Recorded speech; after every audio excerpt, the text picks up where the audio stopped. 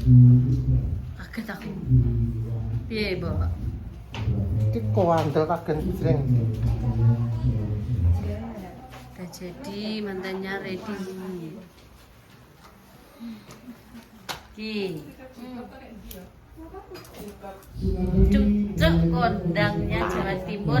Sampai kesasar. Wis dikeki alamat ning ndi? Ya wis lho iki lho nang LPG kono lho, Medion kono lho. Lah aku masuk LPG gak LPG gede sane. Pabrik gula kae lho.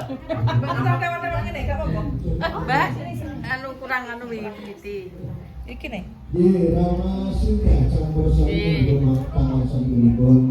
Iki Mbak yang lentreng. Gimana semangatnya? Melemah atau semangat terus ya? Semangat Bu. Mumpung enten Bu. Paling ya cuma 5 hari. Rame nih wak sesaat Pak. Ki Putri Beduguk. Resendi. Niko Bu, Niko Kriste. Bu gendongi ngalami itu gak kesel lah weh. Niku keris. Enten to keris niku. Keris nonton sebentar. Sing jenengan padose kerismu apa piye? Kerise manggung.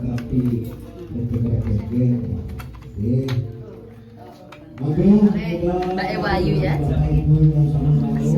Mbak Beduk. Beduguk.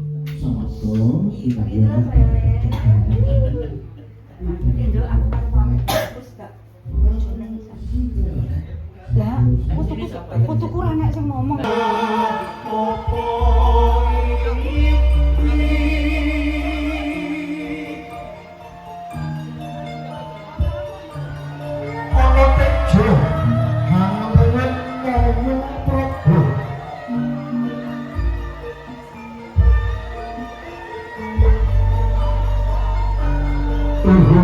Jaring panganten putri kang dilengkari wiji saking sasana tepas wangi arsa kang dimanjing madyaring sasana pahargyan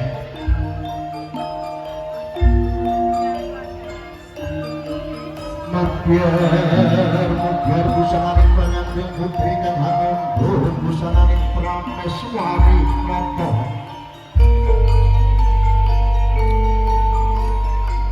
Dinong saking mandrabya monggar kadep pating galebyar pating color katemu ing panggang kurut ingkang hangrenggahi lamun kacinombro kadya kilat asosir Amujangkani nang dene rumaksa panganten putri membet marga kumenggang ing wangit. Mula ing wadana sukma gelar-gelar kadya kancana binabat. Sunaring netra handa markanginan ngeweking pramodya sing setepatut ing ageman pindha cengkir gading pilingit. Yaya jebol-jebol memekak madya ingkang minangka situ bandaning sarika. Kitmo ngawuninganing sangyaning para tamu kakung sumawana putra sekedhak ambelabar ngepeki jroning sasana pahargyan. Nganti kono handoyong-doyong pancak sujining pandhapi agung bale winangun. Yayah lino bojo ning warga ngelem karo batin manis tuhu tan kawowo sinitra ing uka. Tanggap sasmita pangganing panganten putri dumpi sak kaja panganten putri musikaning pahargyan wis tenggah nganggo laras sinandhing krama dalasane ibu. Doyo-doyo asum sasmita dumateng para kadang udo ingkang kinito minangka bayang karine upacara puniki Mas Twik Manggala ambedha wujuding sekaradi manca warna kapotaru dewa daru jaya daru ingkang kaprahipun sinebat kembar mayang podo mayang sekar minangka sarana dawuh pincak mojo temanten sanggit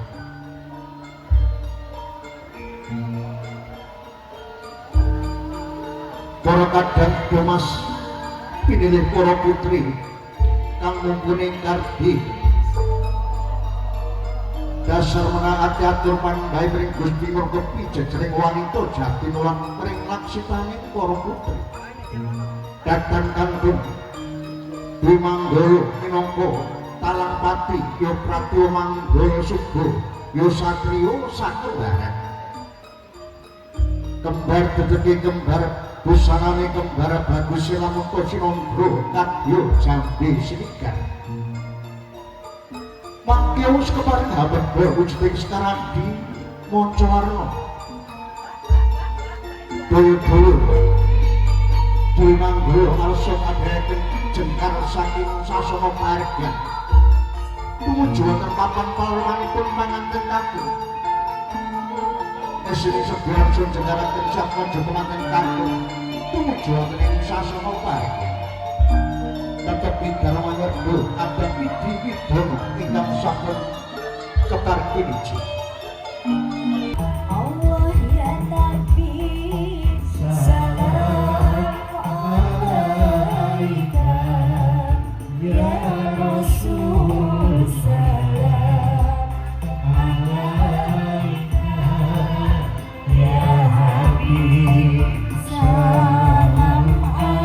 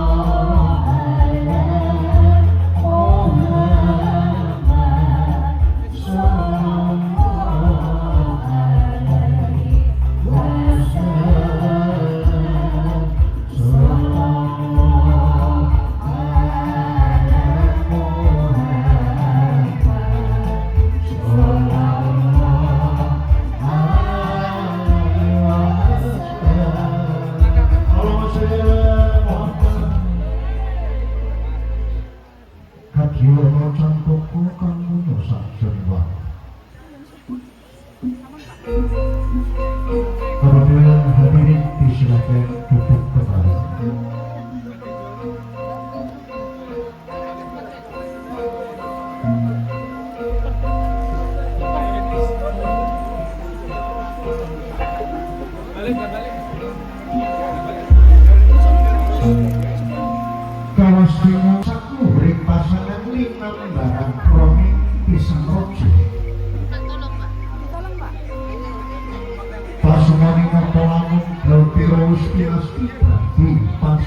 sira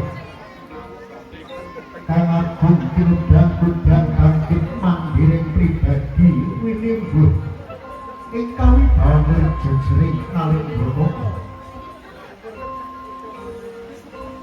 mandhap sami pasangan ingkang sarbit jumarep kanthi ingkang cinanget ing Bogor Jawa minangka wadhek sasta sampun kandangan tiga minapa ing padha pecah sami sanalika pranira dhewe panjenengan maju panjenengan sami sembah peringkat hamiji samparaning ingkang roh pasangan nyata lamun dawuh dinasti dadi pasanganipun kang agung kinudang-kudang bangkit pambiring pribadi winingguh ing kawibawan jejering kalih brata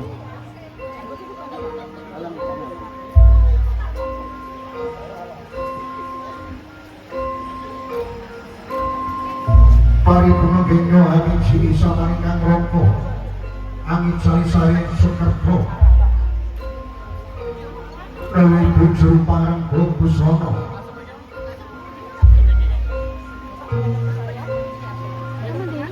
saha sang puja ingkang sampun keparing piniji asu benaken wujuding panjang ilang dumateng sang puja panganten sakit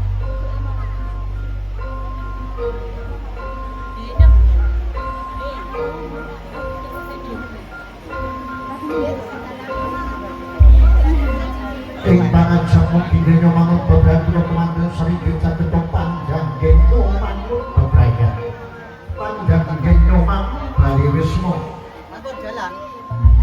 sarta ilang sarining sunepun terus kaya manggih praharja mangkono Rama Ibu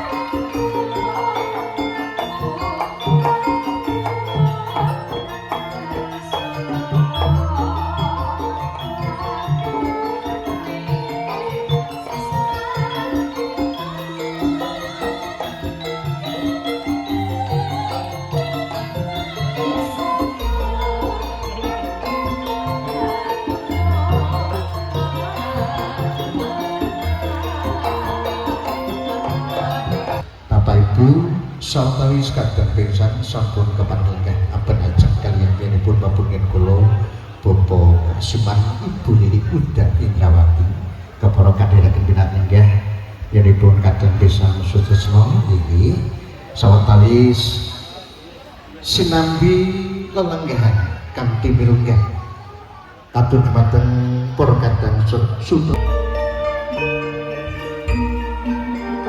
wujuding upacara adat rombongan ingkang kapratigosipun dening Ibu Juru Pakrego Busana.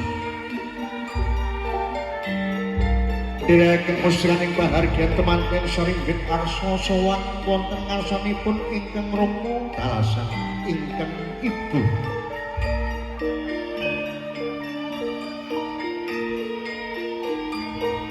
Estining griwarsa sumungkem hangeswa dumateng pepadhaning para ingkang pinundi.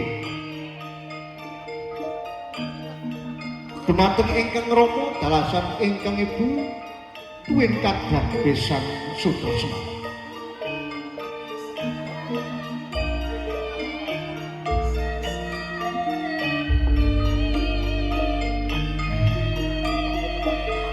Mirsani temanten iki kaya ngono maneh Rama Kyai Kormen piye yo ngene.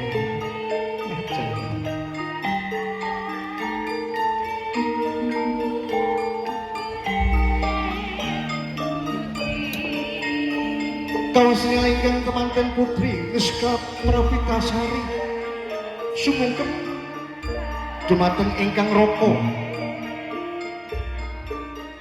ing pangat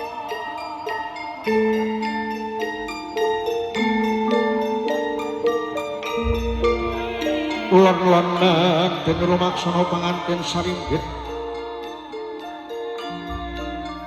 mangke wis dumugi inggih kang pinuju wonten ngasanipun ingkang Rama dalasan Ibu.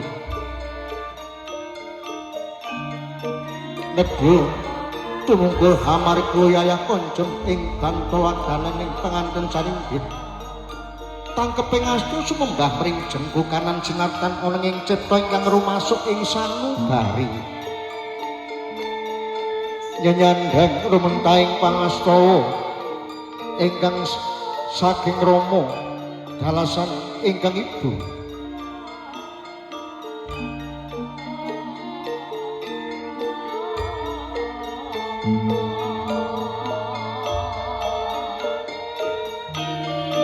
Eling-eling risan temanten wiwit nalika timur mula hanggung ginunggung ginala-gala marang pepoyaning kautaman.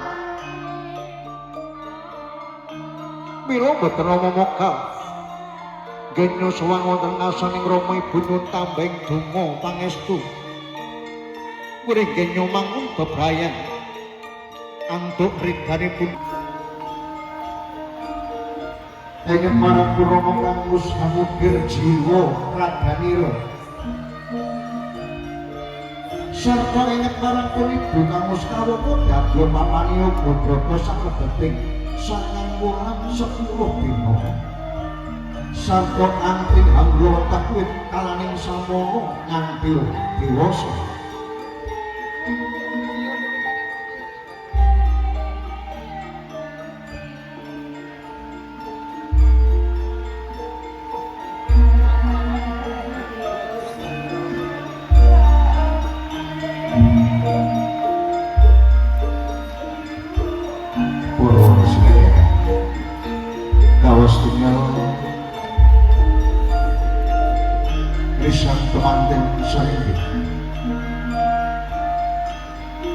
Dados keparengangan aspada dumateng ingkang Rama dalasanipun.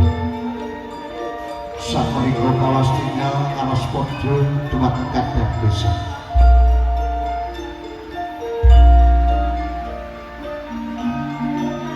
Wujud jejering putra tansah abekti dumateng tiyang asepuhipun. Manggil jengkar saking sasana palenggahan Japaja temanten kakung sarwi hangasta wujuding kamping dumadi saking klasa braka sinulam suket kalajana wondene isinipun wonten arta receh kawak beras kawak ketan kawak delih kawak sadaya sarwa kawak ing pangajap ugi nggih mangun bebrayan sageda dados keluarga ingkang sak langkung kawak. Wujuding asil Gunakaya minangka pralampita jejering kagum sasampunipun dhaup silaning Krama kedah rumaos anggadhahi wajib maringaken Gunakayanipun dumateng ingkang garwa. Semanten ugi ingkang nampi wujuding asil Gunakaya ingkang garwa kedah saged nyekapaken punapa ingkang dados kabetanipun Bali Wisma kudu gemi ngastiti ati-ati wong wadon ora oleh boros. Mangkono Ibu Jur Pangrengga busana mratisaken wujuding asil Gunakaya saking risang temanten arsa katitipaken dumateng ingkang Rama dalasanipun. Kenya mangun bebrayan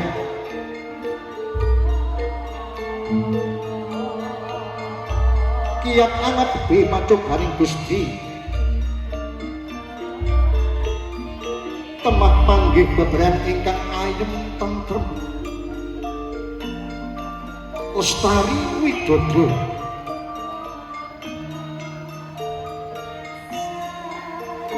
kantos dados kaken-kaken ninen-ninen satemah nuwuhaken wujuding momongan ingkang soleh saha sarengan.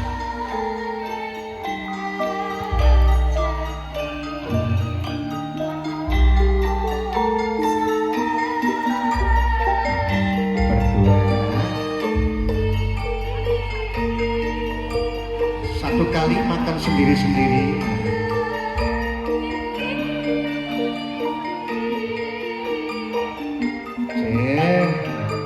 Tukang bodoh ki nek arepe nginceng karo temanten malah jan melok. Wong temanten melok mangap ya melok mangap lho kok jan tenan kok ya. Rumasa kuwi lantai men kok ya. Wah jan. Melok dahar ya mahal. Nggih. Paripurna nggih nyodhahar naya Ibu Jur Pangrengga busana paring wujudan wujuding tirta ning tirta suci.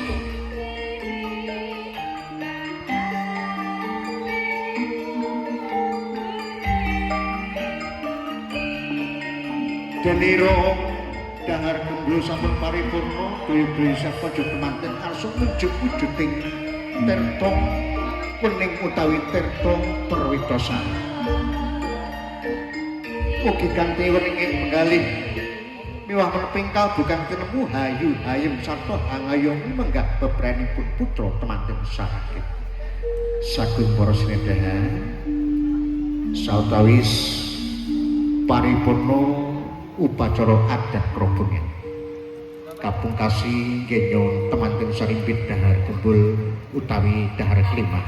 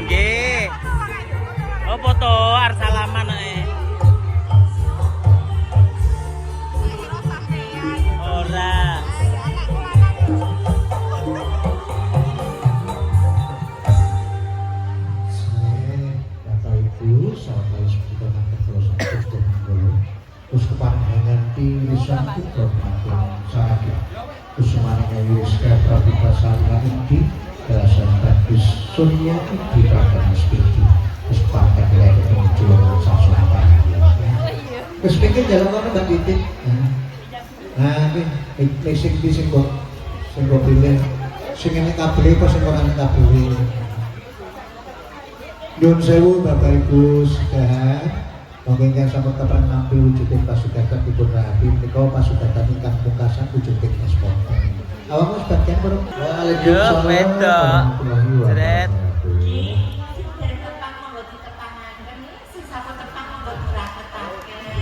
Monggo dikamplengi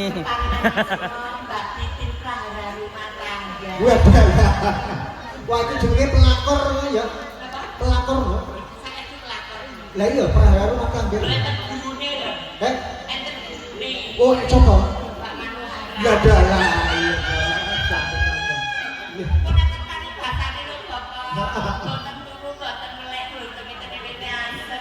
terus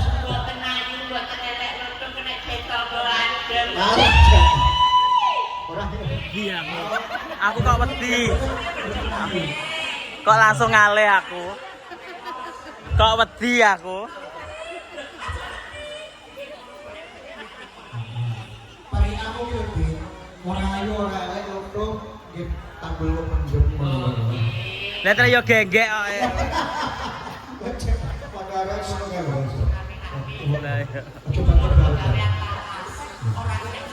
lah coba terbakar mereka Bapak Kasiman yes guys seperti itu kita pulang Mbak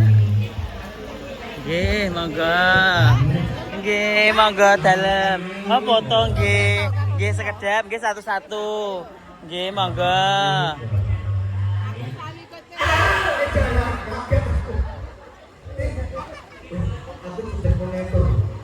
oke, oke.